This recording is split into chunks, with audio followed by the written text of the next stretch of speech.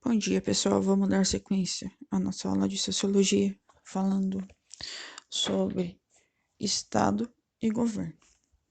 Quando a gente fala nessa formação, o exercício da política resultou na criação de tipos variados de governo, conceito que não deve ser confundido com o Estado. O governo é uma coisa, o Estado é outra. O que é o Estado? O Estado é uma instituição social, tá? É um conjunto de pessoas que em determinado momento ocupam uma posição de destaque na organização local, que seria o Estado. Existem basicamente duas formas de governo. Um Estado, ele pode ser monárquico ou ele pode ser republicano. Quando a gente fala nessas duas bases, o Estado republicano ele pode ser conduzido por regime fascista ou liberais. Os regimes liberais republicanos costumam alternar o governo, enquanto os fascistas podem durar por vários anos sob um único governo. Mas vamos aprofundar um pouco mais sobre a monarquia primeiro. O que é uma monarquia? A monarquia, ela vem do grego mono, arquia, poder, no poder. A monarquia, ela vai trazer um Estado, ele é conduzido por uma única pessoa, com poderes vitalícios, que quase sempre com direito de transmissão hereditária. Então, vai passando de geração para geração.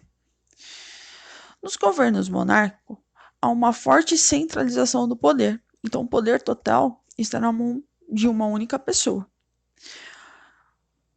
Quando surgiu essa forma de governo monárquico? Lá na antiguidade, na Mesopotâmia, com os persas, com os faraós lá no Egito. Ela passou por toda a Idade Média, trazendo essa forma. Um exemplo muito grande que ocorreu desse poder foi no século XVII, com o Rei Sol. O Rei Sol, tanto ele tinha esse poder que ele falava, o Estado sou eu, né? Que ele era detentor de todo o poder. Essa formação de Estado, ela vem surgindo e vem modificando pós a Revolução Industrial e do Iluminismo, que viu surgir várias outras variantes de regime monárquico. Então ela começa a sair um pouco do despotismo, né, que era o despotismo esclarecido, de um regime que o rei assumia uma postura liberal modernizada, porém não abria a mão do poder absoluto. E quando a gente chegou lá no século XIX, o avanço liberal, as revoluções geraram o que a gente chama de monarquia constitucional, que existe até hoje. Esse regime que impõe ao rei a obediência à lei pode ser ainda centralizado com a questão do parlamentarismo. Essa visão parlamentarista, o rei é apenas o chefe do Estado, enquanto os primeiros ministros têm a função de chefe de governo. Isso ocorre hoje na Alemanha.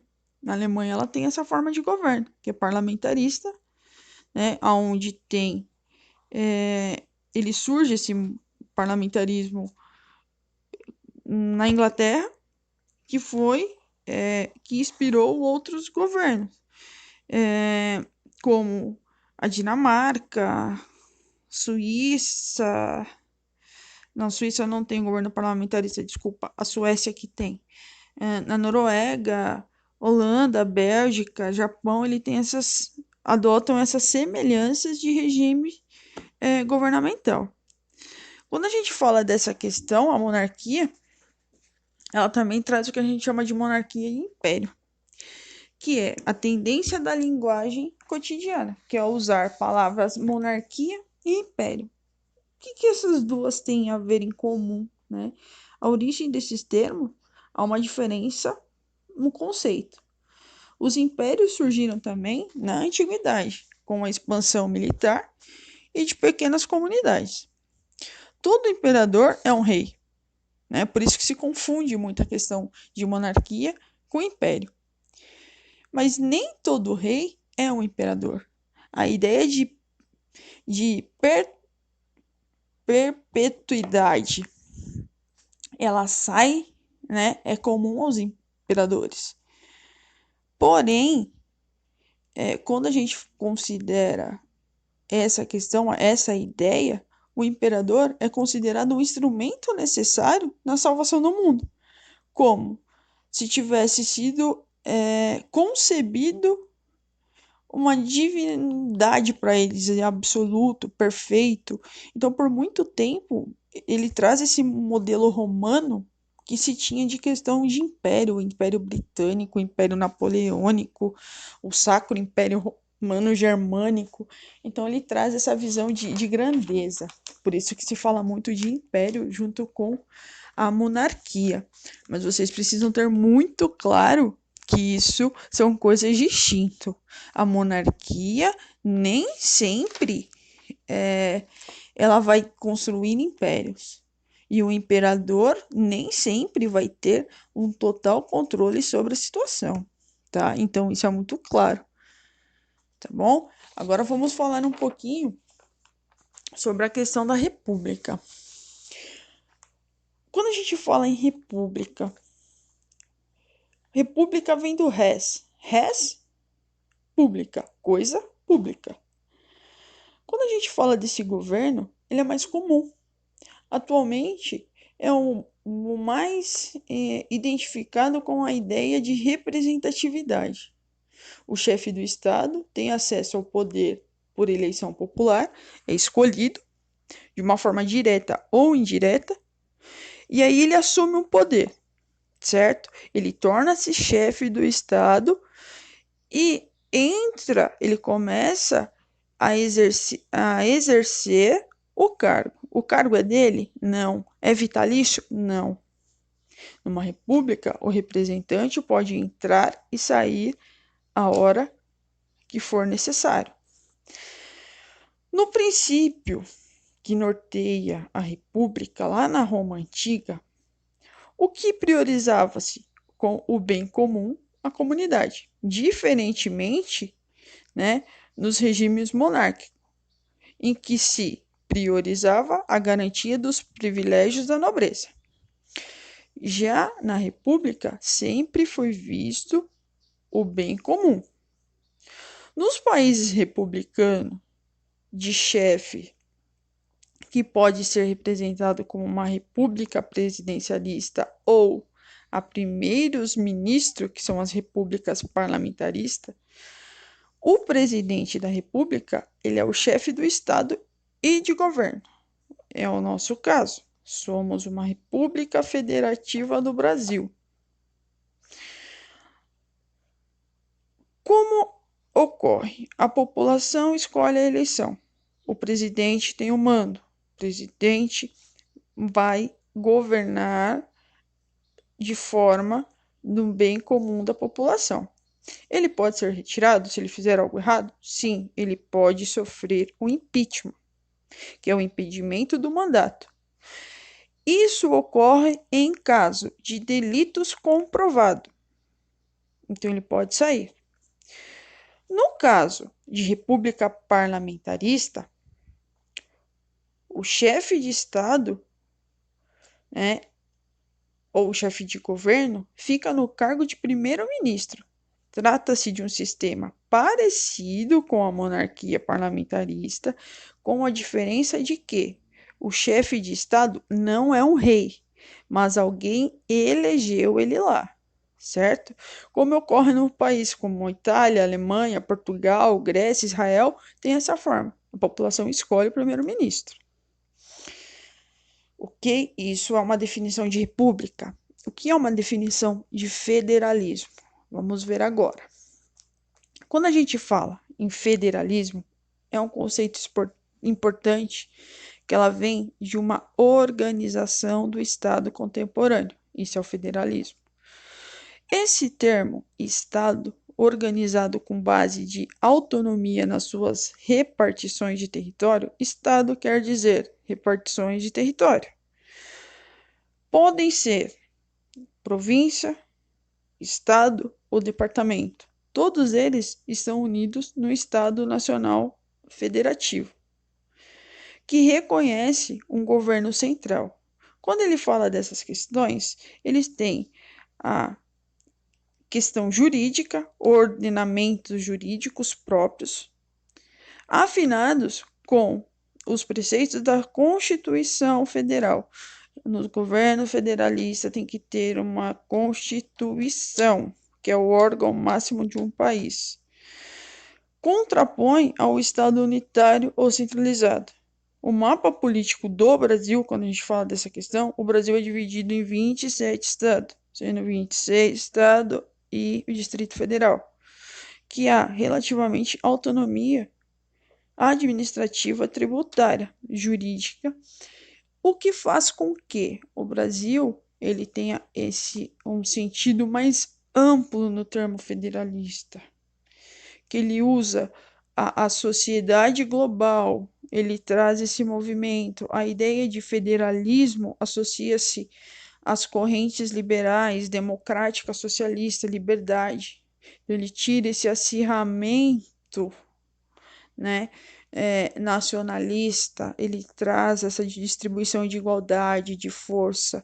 O Estado ele torna-se uma expansão, ele torna-se algo igualitário. A ideia de federalismo ela resistiu a todo o processo da União Soviética, essa questão de parlamento que veio, então ele foi crescendo, né, e ganhando força. Hoje a gente pega essa questão de divisão de poder de Estado, a gente divide em formas de legislativo, executivo e judiciário. O que está dividido esse poder? O nosso poder está dividido em partes. Na origem do parlamento, que atualmente corresponde à questão do legislativo, era dividido em duas câmaras, que era a questão da representação da nobreza e do povo.